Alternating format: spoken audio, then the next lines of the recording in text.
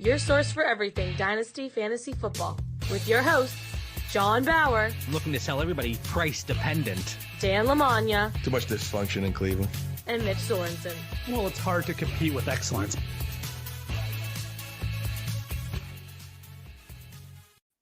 Welcome back to another live episode of Dynasty Theory, a proud member of the Ross Tucker Football Podcast Network. It's always a tongue twister for me. I'm your host, John Bauer. You can find me on Twitter at the Bauer Club. Unfortunately, Mitch will not be joining us. He will be with us tomorrow night during our live draft show extravaganza on YouTube from 7 p.m. Eastern Standard Time until the first round's over. But joining me tonight is Dan Lamagna, and that's at FF Coach Dan on Twitter. What's going on, Dan? Buddy, super stoked for tonight's show. We got a really special guest. You know, you and our listeners, they all know I'm a diehard Cowboys fan, but growing up, man, did I love watching John Elway and those 90s Broncos, you know, with Jackson Johnson and Natil at wide receiver. So I know tonight's guest has a great history of covering the Broncos, and I can't wait. Well, we're not going to waste any time. Let's get into it. So just like Dan said, we have a fantastic guest lined up tonight. We are joined by the panelist with the most career wins. And Woody, I don't want to say it, but I read you have the most career losses in the history of ESPN's Around the Horn. You also write for the Gazette, and that's Woody Paige, and it's at Woody Paige on Twitter. Woody, what's going on, man? It's good to be with you guys. It's good to talk to anybody. I mean, I've been in this place for like 45 days. This is actually my home, and I self-quarantine. We haven't been doing Around the Horn. We're just now going back on TV. They sent somebody out here from ESPN to actually build a studio in my office. It's been not to go offline, but it's been difficult for ESPN to pull everything together. As you know, doing a podcast to pull a podcast together on a regular basis, but ESPN with all its programming about sports. And so they've tried to get both Pardon Interruption that I think people watch who listen to your program or watch your podcast, and Around the Horn back up. We've been doing Around the Home, and I've been doing that out of my home. And I have only been out for about 30 minutes in the last 45 days because I'm a poster child for the coronavirus. I'm in my 70s. I'm a diabetic, and my daughter comes over here and drops stuff at my doorstep. So what are you doing to kill time? You said you've been there for 45 days. You haven't left the house much. What are you doing to kill time during isolation when you're not doing Around the Horn /Hem?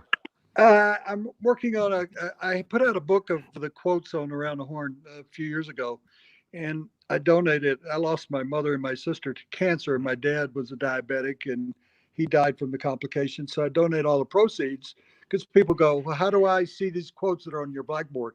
And I'm not trying to do a promo here, but one of the things I've been doing is writing the second edition of that because it's done extremely well on Amazon and in Barnes and Noble. So my associate and I, she actually writes on the blackboard. I write all the blackboards. She and I have been compiling those. I'm writing a book of memoirs. It's not an autobiography. It's just stories, and it's called. And I apologize, but the title of the book is "I Wouldn't Believe the Shit Either," and it's stories that have happened to me in my life. And I've been doing a lot of reading.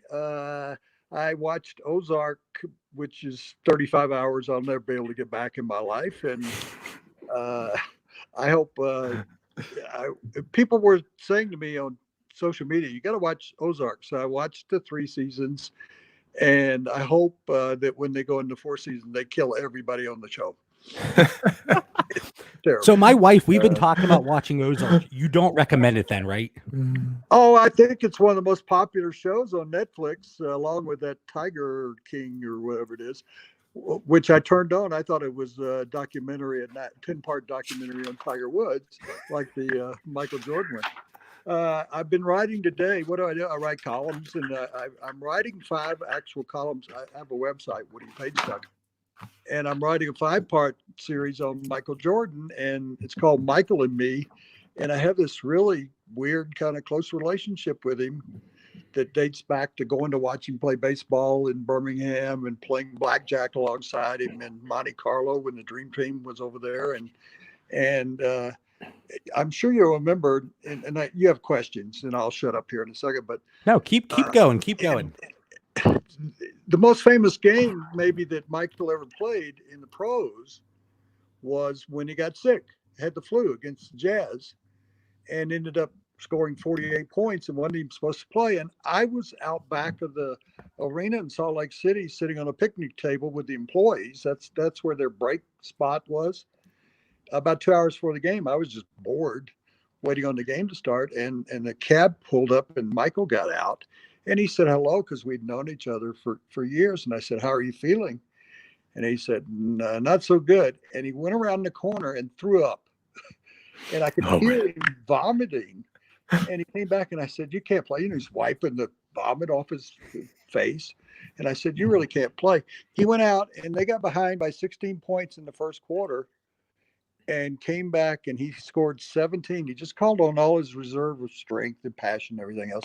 Scored 17 in the second quarter, just took off in the game and ended up hitting the three-pointer that gave them the lead at the very end. And it's considered one of the greatest games in Michael Jordan's career. But I think I saw the best moment in his career, and that was at North Carolina in the Superdome, and he beat Georgetown with a jump shot.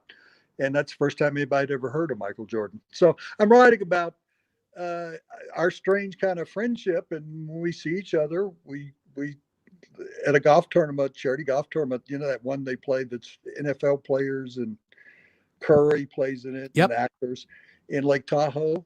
And I go over and play in that occasionally or just show up. And I always see Michael and he always invites me in. And that's how I met his wife that he married not long ago. Anyway, good guy. Outstanding. So I've had a lot of great stories in my life that are just kind of unusual. I mean, meeting Fidel Castro in Cuba, and he told me that the Gulf War was starting that night, and I grew up with Elvis, and that's kind of a funny bunch of stories. But anyway, I'm sure you want to talk about Love the it. draft and all that. We have a few things we want to get to, but we could listen to you all night. And it's funny because you talk about Michael Jordan's flu game where he threw up. That sounds a lot like Dan over here. Before every podcast, he throws up, he gets everything out of his system, and he just kills it when he comes on. You got to be a gamer, But I love those stories, Woody. That was great. Yeah, I've heard football players will tell me that they throw up before every game. But in this case, it was because it was learned later that Michael Jordan had ordered a pizza for his room the night before, and 5 guys brought it because they all wanted to meet Michael Jordan when they found out he wanted the delivery. And he got sick after that, and it turned out he probably had food poisoning, but it was called the Great Flu Game. But he believes that he had food poisoning from the pizza. And he wasn't supposed to play, but and the series, I think, was tied 2-2 there at that point. But that was, and so that's, the Last Dance kind of stuff that ESPN's doing, that 10-part series. Funny story about that real quick is that they were going to show this 10-part series during the NBA Finals. Well, without the NBA Finals, possibly, everybody at ESPN would say, move it up, have it on now. And so they did, and they've shown the first 2 last Sunday night, and the next 2, the director says they're not finished with it. They don't have the last 4 finished, so they've got like 3 weeks to finish the last 4 of these 10-part series shows, and that's kind of funny. If they can't get it finished, then it's going to be a longer break, and you'll know the story. They better hurry up with that then. So, before we get into the football content, throughout the show tonight, I threw a few fun questions in there. And the first one, so you're on Around the Horn. Let's say that you're thrown into a fatal 4-way steel cage match with Tim Kalishaw, Kevin Blackistone, and Bill Plaschke. Who makes it out of there as the winner? Me. I was expecting that answer. I grew up as a wrestling fan, so I'm the only one out of the 4 that really would have all of the techniques and inside information, and I'd have a foreign object in my shorts, and that was a great period of my life where I actually got to know a lot of the wrestlers in the old NWA, which was based out of Minnesota, and the Bobby the Brain Heenans of Oh, the yeah. world. Yep. And I would hang out with those guys, and it was Andre the Giant and who was the guy? That's terrible. Randy Poffo, who Macho Man. Macho Man was a catcher in the Cardinals organization, and his brother actually made it to the major leagues. Their father was a catcher in the 50s, and I got to know Randy. And if you remember him, he did the one of the beef jerky commercials, and Snap into a Slim Jim. Oh yeah.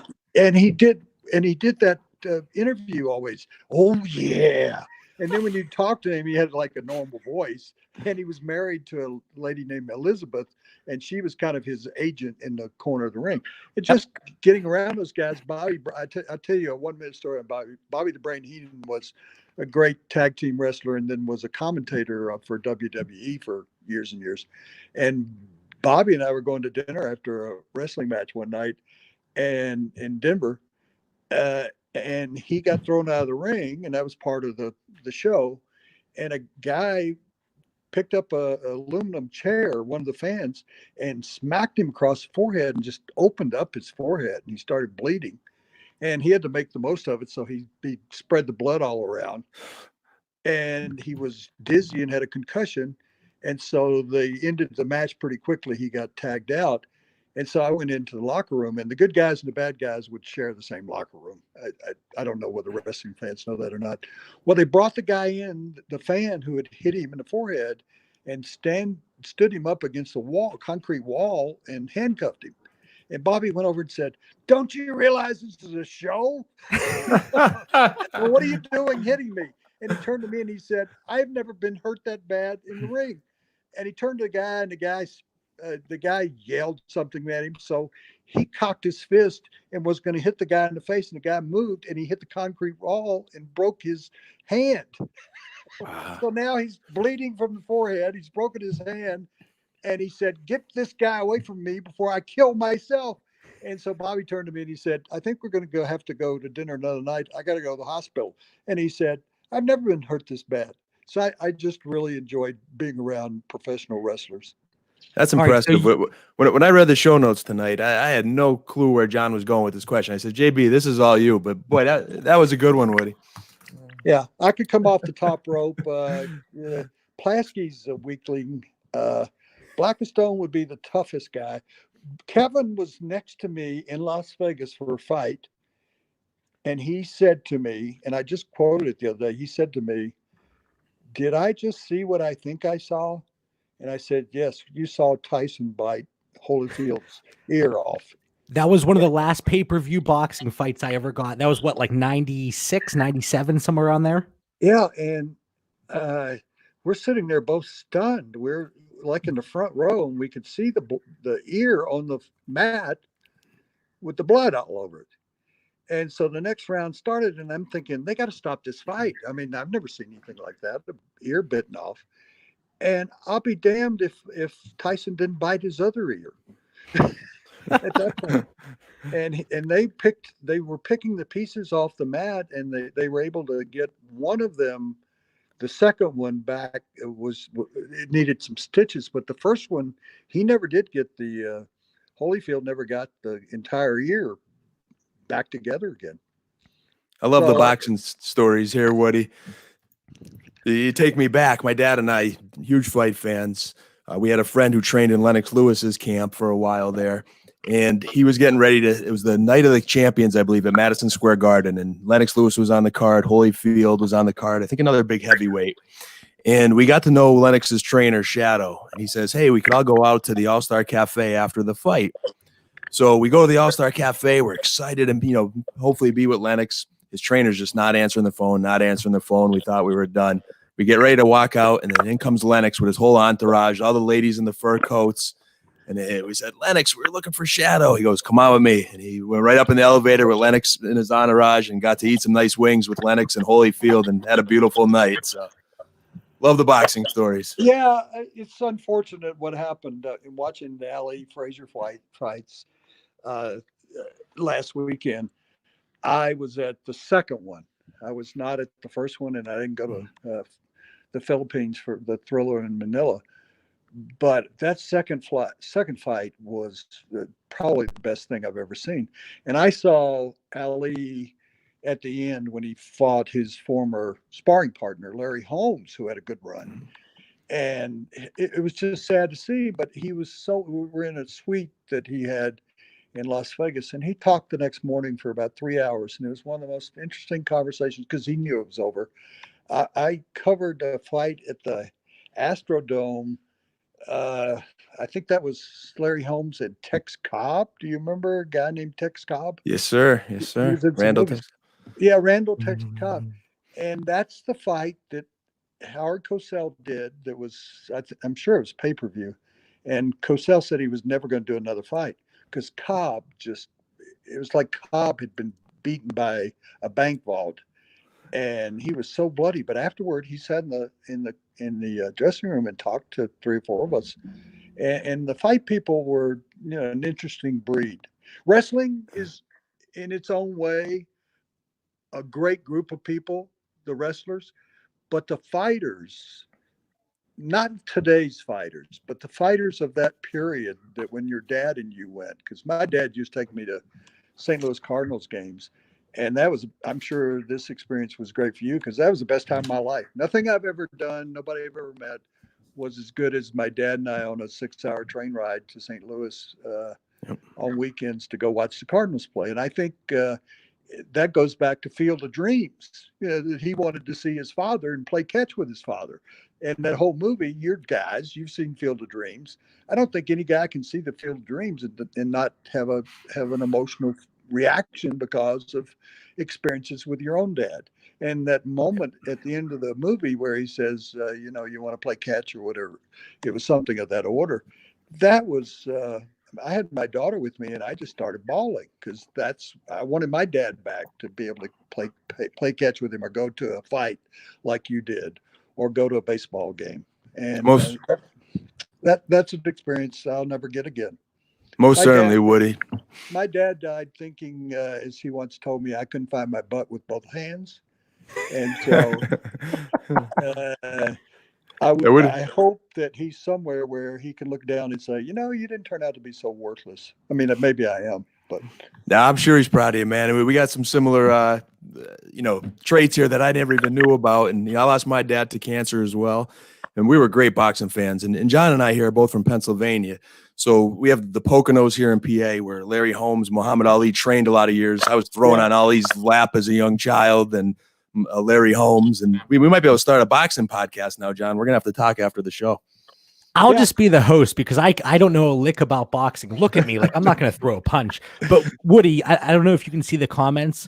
We got a comment from one listener that said they are absolutely loving this. Like we talk about fantasy football, but you have a mind like Woody Paige who has seen it all. And you're talking about Bobby the Brain Heenan, Larry Holmes.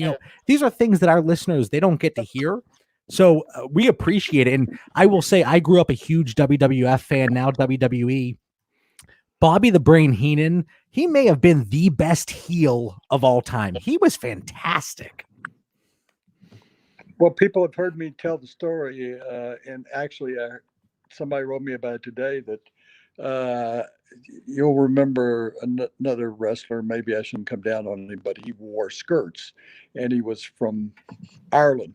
And we're going out to dinner after a wrestling match one night, and we're walking down, and I said, what are you going to do when this is over with? And he said, that's funny you bring that up. I was in the mountains, Breckenridge here in Colorado earlier today, and I'm looking into buying a condominium complex. He said, my daughter does raft tours in Hawaii, and I want to spend time over there. And he's telling me about what he's going to do when he retires. And a kid walks up who's about 7 or 8 years old, and he holds up a piece of paper and a pen. He says, could I have an autograph, please? Could I have an autograph? And so I said, wait a second, Woody. And he turns to the kid and he spits in his face. And he wads up the paper and the pen and he throws it away. And the kid walked away crying. And I said, "What are you doing? What are you doing?" The kid comes and asks you for an autograph. He said, "So anyway, this condo complex." I said, "No, no, no. You Wow. just spit on a kid."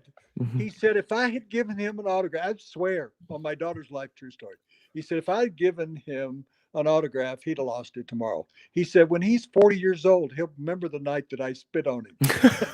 So he was playing his bad guy role, the heel role. Yep. And he told me it was a funny story. He said when he first got into wrestling, that they put him on a match, put him in a match, and he was the first guy out, the preliminary match. And he said, "I'm a good guy."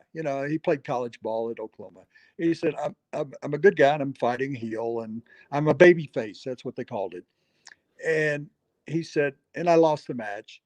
And so I'm in the back smoking a cigarette, and I thought I did a pretty good job.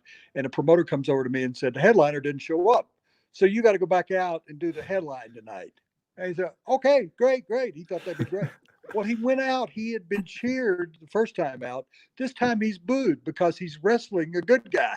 So now he's got to be the heel. And he said, "How do you be the baby face in one match and then you're the heel in the last match?" And then people booed him and threw stuff at him. And he went, "I guess this is the way it's going to be my whole career." So it's like Bobby the Brain. He was a good guy for a little while, but basically he was a bad guy for most all of his career, and he loved being the bad guy. I would just add, since we talked about boxing and wrestling, UFC, and so that's become, as both of you know, that's become bigger than boxing, and probably bigger than wrestling, if you will, in a lot of cases. And the first UFC, because if you watch the pay-per-views, it's like UFC 287 now, or It's up there. 354. The first one, UFC one, was in Denver, Colorado, and the promoter was a good friend of mine. And he said, "Let's go to the match." And I went, "I don't even know what UFC is." "Well, mixed martial arts, it's big in Brazil. And the champions were all from South America. And it was just coming to the United States. And so we went to what is what I call the Can. It's named after a soda pop. And we sat in the front row just outside the netting. And the first guy just got the fool beat out of him, big fat guy. And the blood just spurted all over us. And I had a beer, and the blood went in the beer and everything. And I said to my friend Barry, I said, "This is the worst thing I've ever seen in my life. This is disgusting. It's like being in an alley somewhere." And he went, "Oh, it's going to get worse as they get to the better fighters." And it was the worst night I've ever seen. I swear. It was disgusting because they had no rules then. I mean, now they have, judging and something. There, it was just, beat the fool out of somebody. And they brought in this family from Brazil. Anyway, the end of the story is, so I wrote a column the next day saying that was the most brutal, disgusting, awful, terrifying thing. And I guess that people who like that would find it beautiful, that it was beautiful sort of mixed martial arts. Well, a player for the Rockies, a shortstop named Walt Weiss, you've both heard of him. He's been a manager and he's a bench coach for the Atlanta Braves. He was a big UFC fan, and he came to me one day before a game, and he said, "I didn't know you were a big UFC fan." And I said, "I'm not. That was the worst thing I've ever seen." And he said, "Well, that can't be true." He takes me over to his locker, and he's got a DVD from UFC 1, and it says on the cover, "Woody Paige of the Denver Post calls this beautiful." And it said, "Bloody, beautiful." That's great. And so they misquoted. I mean, they just, cut the quotes out. And so I'm immortalized in UFC for that cover. Like movies, when you see the people go to a movie and they say, "This is terrible," and then the next line will say "terrifying," and people will put that on the movie trailer. So that's the story of my life. I'm sure you get misquoted every once in a while, but I don't want to keep you all night, so we're going to skip through a few questions. You're very well known for covering the Denver Broncos. Now, Dan and we disagree on this player, but I want to get your thoughts because you are so close to them. Is Drew Lock the Broncos quarterback of the future? Because we know that Elway, he got it wrong a few times in the past. Ever since Peyton Manning, he likes his big quarterbacks. Is Drew Lock the quarterback of the future? Well, just to correct you, talking about misquoting a few times. They've gone through like 9 quarterbacks since Peyton Manning retired. John was being kind. And I was trying to be. I was being generous here. I could probably go through them, but we won't do it at the same time. Is he the quarterback of the future? I like his attitude. He's got one of those. And I thought Tebow had this, that there's an it factor among quarterbacks, and you know what I'm talking about. When you go into a room, you could look around the room and you go, that guy's the quarterback. And if you think about it, if you'd see Brett Favre, you'd know he's a quarterback. Tom Brady, Peyton Manning, John Elway, Marino. And he has that it factor where he looks and acts like a quarterback. I think he's done made a smart decision to reach out to Peyton Manning and meet with him and talk to him about playing the position. And so Peyton's kind of adopted him. He's doing that somewhat with Joe Burrow. So is he the great quarterback of the future? No, he's going to be a good quarterback, but is he a guy that leads them to Super Bowls? Is he Roger Staubach? Is he? Let's take Roger Staubach and Dak Prescott. Who was the quarterback named White? Danny White. Danny White. Was he the quarterback of the future? He was supposed to be. He was supposed to be the next great quarterback of the Cowboys, and he turned out to be a good quarterback. I think that's where Locke is right now. Will he be better than that? I don't know. People thought Joe Flacco was going to be a great quarterback forever. He had one Super Bowl, and he's kind of gone south since that happened. So it's a bit early, I think, prematurely. It's what I call, guys, and I refer to this on Around the Horn. They don't particularly like it, but to call him the quarterback of the future is premature evaluation. I like that. I know where you're going with it. That'd be accurate. It has been a small sample size, and we did talk about that in past shows, John, where we haven't seen enough of him. But he does look like a quarterback, is what he's describing, and he has some swagger to him and some confidence. Yeah. And I think they're putting him in a good situation too. They're bringing him along right. Who would have thought Lamar Jackson would be as good as he became so quickly? I don't think there's anybody would have said, "Oh yeah, Lamar Jackson is the next great thing in the." I don't think we even said that about the Kansas City quarterback, Patrick Mahomes. You didn't say that when you saw him play 3-4 games, but you find out pretty quickly. It took a full year before I realized that. I mean, I knew John Elway could play, but his rookie season, he was terrible, and he almost quit the game. And there's not much ever said about that. He was going to quit and go play Major League Baseball for the Yankees because he thought he was awful. But the second year, he was a quarterback. Mahomes, we saw in one game against the Broncos at the end of the season, his rookie year. And then the second year, you thought, well, he could be a good quarterback. Well, 4 or 5 games in, you went, this guy's a great quarterback.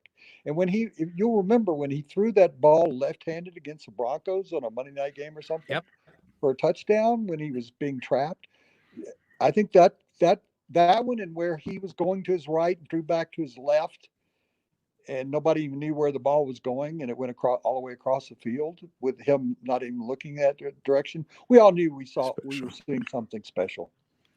I talked to Joe Namath recently for a podcast that I was doing, and I'm really happy for him. He struggled with alcohol problems and health problems the last few years, but he's pulled it together. He's living with his daughter in Florida and hanging out with his grandkids, and I'm really happy for him. But when I saw him play in the 60s and 70s, you could tell he had it.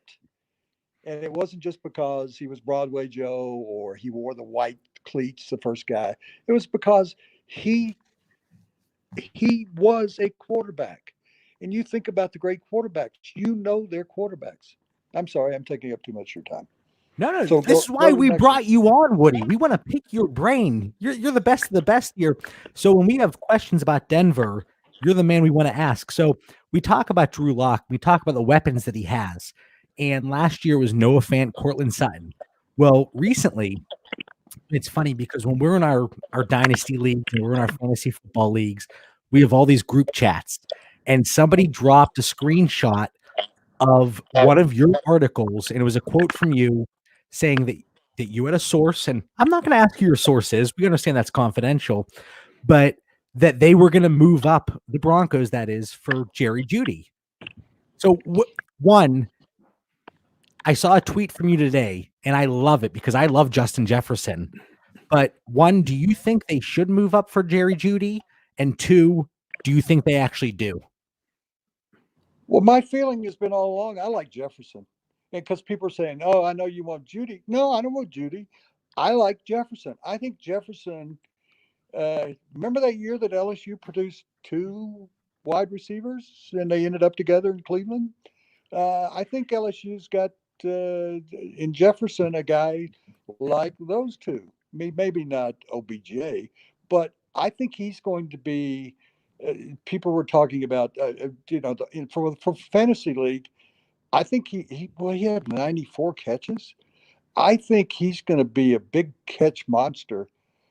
They've got a deep threat that they drafted 2 years ago. They don't need another deep threat. I mean, how many deep threats you need? Kansas City's got one deep threat. People don't talk about that. You got to have somebody that, an Emmanuel Sanders type that's younger. That's what I think they need. So if I were the Broncos, I would trade down to just before the Eagles, because the Eagles are going to draft him. Yep. If he gets to 21, the Eagles are going to draft him. So I'd trade with Minnesota. I think Minnesota's there. Jacksonville's got another pick. And I would get Jefferson, and I try to get Christian Fulton, who is the cornerback out of LSU. Yeah, But do you think the Broncos take your advice, or do you think they actually trade up? Because that's the report. John Elway's never taken my advice. The year he drafted Von Miller, I wanted them to draft Patrick Peterson. I saw that, and they're both going to be Hall of Famers, just like you tweeted. Oh, sure.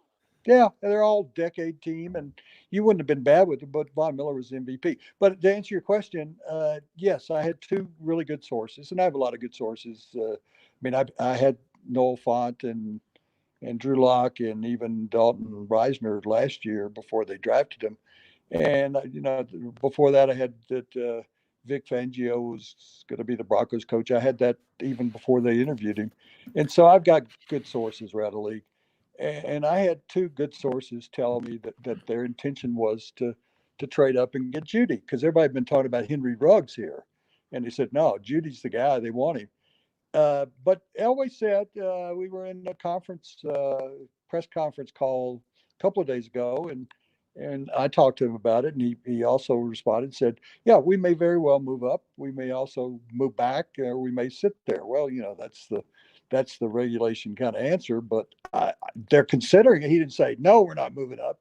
And he didn't tell me when I talked to him. He didn't say, you're full of crap. Because he knows I know what I'm talking about. So since then, and that's what you may have seen today, is someone said, have you changed your mind? It wasn't my mind. I was just reporting what people were saying. Well, 2 more guys called me after that came up that are big time NFL people. And they said, you're right on target there.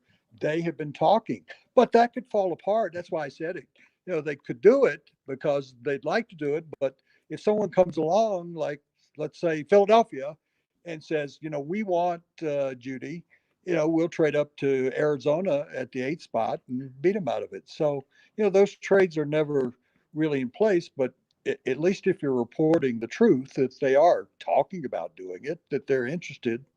And I know that they've been talking to them and talking to Jeudy and even Ruggs in these conference calls you can have with them, the Zoom calls. Right. So, and if they want to get up to that spot, they have to pass up the Jets and the Raiders. They have to. Yeah. Oh, and the 49ers. People are talking about the 49ers trading 13th back. overall. Yep. Yeah, the 49ers want Ruggs. They want really, because I got good sources out there too. They really want Henry Ruggs, the third.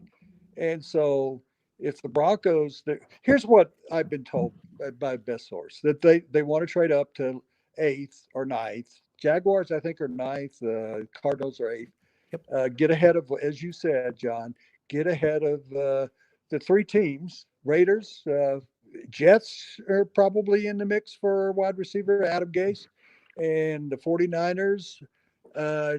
If they want to get ahead of them to get it, then they could get up and what I was told was if Judy were to go in top 6 or something, they do like Lamb.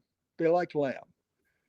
So they would go in that direction. If not, then they trade back, get a Jefferson at 2021 and pick up another draft pick, which they like to do. That's a John Elway history.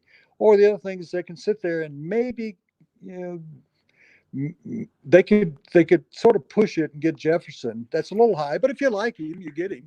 And so, I mean, they need to give Locke a chance to become what you were asking about earlier. Yeah, and if they want CD Lamb, they have to pass up the Cardinals because the Cardinals like CD Lamb a lot, apparently. And Dan, why don't you bring these sources in? Woody's given all this great insight. Dan, I expect more sources from you. Well, see, the challenge here with Denver is my sources are in Denver. And Woody, I don't know if you've had a chance to talk to Coach Fangio and Coach Munchak. Coach Fangio's from Dunmore, PA, about 15 minutes from me, and Coach Munchak's from Scranton. Have you been able to talk to my local boys there? They played against each other. They were so close in high school. Fangio, people wondering what he's doing. Fangio's been videoing his meatball recipe. He's a paisan. That makes sense. So they didn't really know each other, but their teams played against each other in high school. They're both, Philadelphia sort of guys. And that's not Philadelphia, small towns outside there. So I think that's a great combination in Fangio and Munchak to have both of them who in Munchak, former head coach and great offensive lineman is a Hall of Famer. And then I'm a Steelers fan, and he was our offensive line coach. He's amazing. Put together, 15 guys on the offensive line at Pittsburgh over the years that were Pro Bowl type players. So, yeah, you got a great combination. You got a guy that a couple of years ago with Chicago had the best defense in the league. And you got Munchak, who has been not only head coach, but as you said, as a Steelers fan, people know how good he was. And the only way they were able to pry him away was his daughter and grandkids live here. And he agreed to take the job so he could be around his family. So that was good for the Broncos. Here, See, Woody, my sources are with Woody, John. All right, then I'll allow it. All right, Woody, before we sign off, I have two very serious questions for you, and I hope you're ready. I don't like serious questions. Trust me, they're not too serious, so don't worry. I know we're following you on Twitter that you like tequila, and who doesn't? So let me ask you a question. We've been living without sports for the last, 45 days or so. Would you rather not be able to drink tequila for the next year or no live sports for the next year? Oh, I'm going to tell you a better story than that. Go ahead. Take it away. I'm reaching in to get my tequila. I vodka and Gatorade, so I'm not far behind you. Yeah. So we did this show around the home. I think I was telling you about it. So Tony yesterday said to me, what are you guys drinking? Me and Jackie Mack and Clinton Yates. Yep. So what are you drinking? And he said, Woody, I know you're drinking tequila. I said, I'm not drinking anymore, Tony. And he said, well, good for you. I said, well, I'm not drinking any less either. And he said, you got me. So he put out on Twitter, he said, Paige sneaked it past me. That's a better story, really. But here's the story I'm telling you. I worked with Skip Bayless. We'll end on this. I worked with Skip Bayless on cold pizza for 3 years, and everybody knows who Skip Bayless is. Yes, sir. And so we had a question one morning. We'd have as we do it around a horn, and you guys do it. You do prep, and we meet and talk about what we're going to discuss. And the question that day was, the Golf Magazine had said that 38% of men would give up sex for a year if it improved their game by 4 strokes. And they said, so we want the two of you to discuss that. What do you think? And I said, sure, I've given up sex for a year, a bunch of times. And I said, if it improved my golf game. So they said to Skip, it's a true story, said to Skip, so would you do that? And he said, I've had more sex than everybody in the room combined. Well, that wasn't what the question was. And so he had to brag a little bit. All right, so one more question for you, Woody. Well, I just want to finish the story real quick. So we go on the air, and they asked the question, and they said, Woody, would you get? Of course I would. I've done it. How about you, Skip? And he said, I've had more sex than Woody. I came out from behind the table went over and grabbed him by the throat. We had a fight on live TV on ESPN that carried over to the door that went out onto 8th Avenue in New York City. And it was live television. So when you asked me about would I give up tequila, yeah, no, I'd give up sex for a year if I had a better golf game. All right, very good, very good. Last question before we sign off. It's the Wednesday before the draft, which it is, and you're being told that you have to quarantine for the next week with either Dave Gettleman or Bill O'Brien. Who do you pick and why? Neither. I don't have to do that. I don't have to open my door to either one of those. Why would I want to be with Bill O'Brien? He'd trade my car for 2 old cars. Well, in the fantasy community, we feel the exact same way. So, Woody, again, thank you so much for coming on, joining, the Dynasty Theory podcast. You have a podcast coming up. I think you're kicking off in May. Tell our listeners about that. Well, we're going to have some fun, and you've got to move on. But one of the things we're going to do, we had done the podcast, and we're going to break it down. But we're going to have people who listen and watch the podcast actually compete on viewers around the horn, and see if you can beat me. And so if you beat me, you get prizes. And so the idea is, Dan and I would gladly jump on. We'll be happy to we'll have you on the first one. So the idea is we'll ask 3 or 4 questions in a 20-minute segment. And we'll have a judge like Tony Reale kind of judge. And if your answers and opinions are better than mine, you win the prizes. And it will be one of my quote books and some T-shirts and swag and stuff like that. So that's part of it. We're going to have, a guest that'll be better than me. And we're going to do a segment where it's one of my stories like you've heard today. So we're going to have some fun like you guys do. This is a great podcast. I appreciate you inviting me to come on. I've always had respect for Ross, and Ross and I weren't able. We were going to do a simulcast where I'd be on his podcast at the same time he'd be on my podcast. So we're going to do stuff like that. Outstanding. That's awesome. And if we had more time, we would just listen to your stories, especially about wrestling, because I love wrestling. So maybe eventually we're going to have you back on, if you will, and just shoot the shit. Yeah, I got nowhere to go. I tell you, I took my daughter to a wrestling match. It was Andre the Giant against Macho Man, and the promoter came over, and I said, "This is my daughter, and this is her first wrestling match." And I said, "So this is a big match between Andre and Macho Man." He said, "Yeah, I expected to only go 34 seconds tonight." He said, and my daughter says 34 seconds. And so the ring announcer was a good friend of mine. I said, "Yeah, it's Andre the Giant and Macho Man." And so they start, and Macho Man gets up on the third rope, jumps down, hits Andre in the throat, knocks him over, gets a 3 count, and the ring announcer goes, "And in 34 seconds."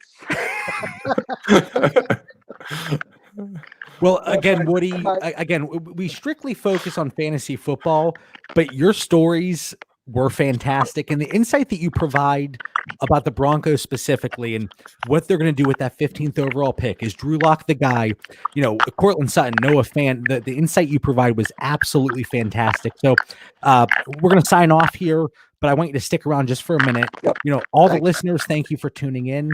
Find us on Twitter and Instagram at Dynasty Theory FF. And make sure you subscribe to the YouTube. Oh my goodness. Subscribe to the YouTube channel Dynasty Theory for tomorrow night's live draft show special. Have a great night.